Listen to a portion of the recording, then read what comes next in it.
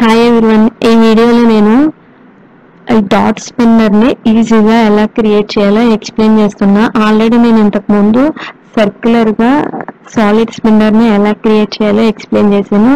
అది జస్ట్ మనం ఆ సర్క్యులర్ స్పిన్నర్ని మనమే సిఎస్ఎస్ ద్వారా క్రియేట్ చేస్తాం. కానీ ఇక్కడ నేను ఈజీగా ఈ డాట్ స్పిన్నర్స్ని ఒక ఇమేజ్ ద్వారా ఎలా క్రియేట్ చేయాలో ఎక్స్ప్లెయిన్ చేస్తున్నా.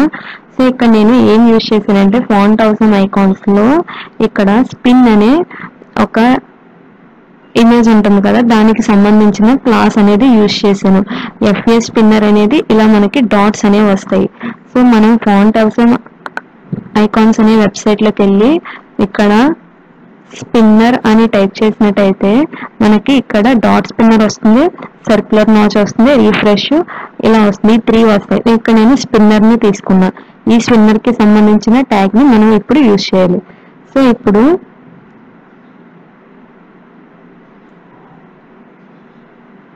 ఇక్కడ ఫస్ట్ అయితే మనం ఫాంట్ అవసరం ఐకాన్స్ కి సంబంధించిన CDN.js అనేది ఇక్కడ హెడ్ ట్యాగ్ లో లింక్ చేయాలి. నెక్స్ట్ మనకి బాడీ ట్యాగ్ లో ఇక్కడ మనం కాపీ చేసింది ఏదైతే ఉందో ఈ ఐ అనే ట్యాగ్ లో ఎఫ్ఏ క్లాసు ఎఫ్ఏ స్పిన్నర్ అనే క్లాస్ ఏదైతే ఉందో దాన్ని మనం బాడీ ట్యాగ్ లో పేస్ట్ చేయాలి. సో ఇప్పుడు మనం నార్మల్ గా దాన్ని పేస్ట్ చేస్తే మనకి ఈ విధంగా వస్తుంది.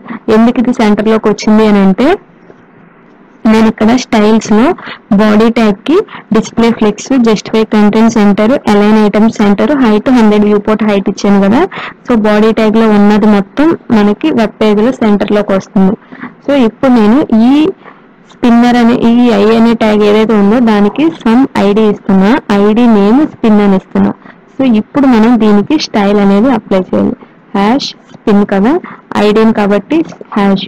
ఇప్పుడు దీనికి సమ్ ఫాంట్ సైజ్ ఇంక్రీజ్ చేస్తున్నాం. ఫాంట్ అవసరం ఐకాన్స్ లో మనం ప్రతి ఐకాన్ యొక్క విడ్త్ హైట్ చేంజ్ చేయాలంటే మనం యూజ్ చేయాల్సింది ఫాంట్ సైజ్ ప్రాపర్టీ అనమాట. సో ఇక్కడ నేను 25 పిక్సెల్స్ ఇస్తున్నా. సో ఇలా వచ్చింది కదా. ఇప్పుడు మనం దీనికి యానిమేషన్ అప్లై చేయాలి. సో ఇక్కడ నేను ఈ యానిమేషన్ నేమ్ కూడా స్పిన్ అనే ఇస్తున్నా. 2 seconds ఇస్తున్నా.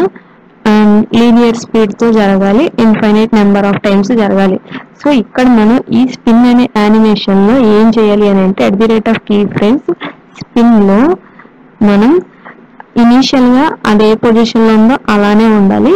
సో కాబట్టి మనం 0% దగ్గర లేకపోతే ఫ్రమ్ దగ్గర ఏమి యూజ్ చేయక్కర్లే.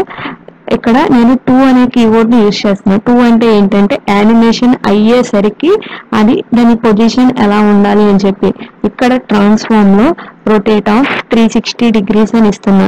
సో ఇప్పుడు మనకి ఏమవుతుంది అంటే ఈ 2 seconds టైంలో ఇనీషియల్ గా అదే పొజిషన్ లో ఉందో అక్కడి నుంచి 360 degrees వరకు రొటేట్ అవుతా వస్తుంది. సో ఇలాగా. సో ఇక్కడ మనకి టైం అనేది కావాలంటే తగ్గించవచ్చు. 1.5 ఇస్తున్నా. ఇప్పుడు మనం ఆ ఫాంట్ సైజు ఇంక్రీజ్ చేసుకోవాలని ఇంక్రీజ్ చేసుకోవచ్చు. మనం టెక్స్ట్ కలర్ మార్చాలి అని అంటే అక్కడ ఐకాన్ కలర్ మార్చాలి అని అంటే ఇక్కడ టెక్స్ట్ కలర్ మార్చడానికి కలర్ అనే ప్రాపర్టీ యూజ్ చేస్తాం కదా, సేమ్ అలానే ఇక్కడ ఇది యూజ్ చేయాలి. సో మనకి నచ్చిన కలర్ ని యూజ్ చేసుకోవచ్చు. సో ఇలా మనం ఏ ఐకాన్స్ అయినా లోడింగ్ యానిమేషన్స్ కింద యూజ్ చేయొచ్చు.